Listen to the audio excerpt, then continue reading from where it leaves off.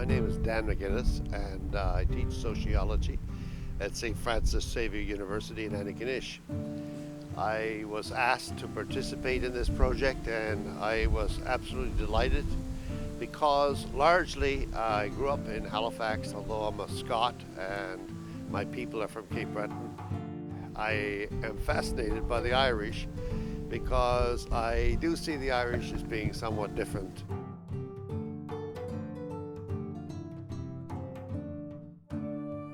One of the biggest differences between the Irish in Halifax and the Scots, of course, is in the question of immigration.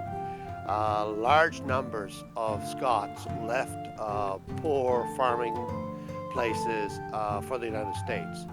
Now, the Irish pattern of leaving is somewhat different, and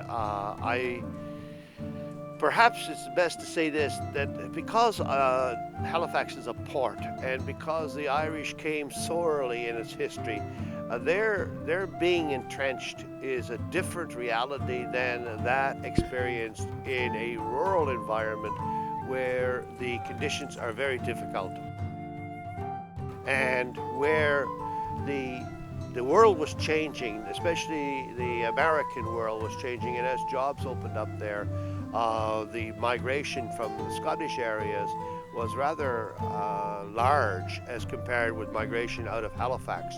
The Irish that left out of Halifax continued on to the United States, and there was a kind of a pattern there. It's not the same pattern that you have with the Scots. It's not as numerous. It happens for different reasons. The reality was that there was a real cultural difference in the sense that the people didn't only have a different language, but they had a different view of how people ought to comport themselves. For example, the best illustration is in the question of deference.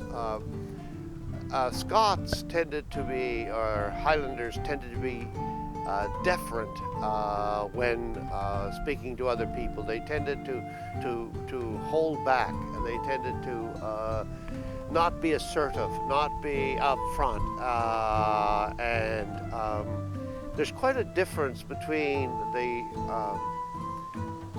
what you would call the urban Irish person with respect to this.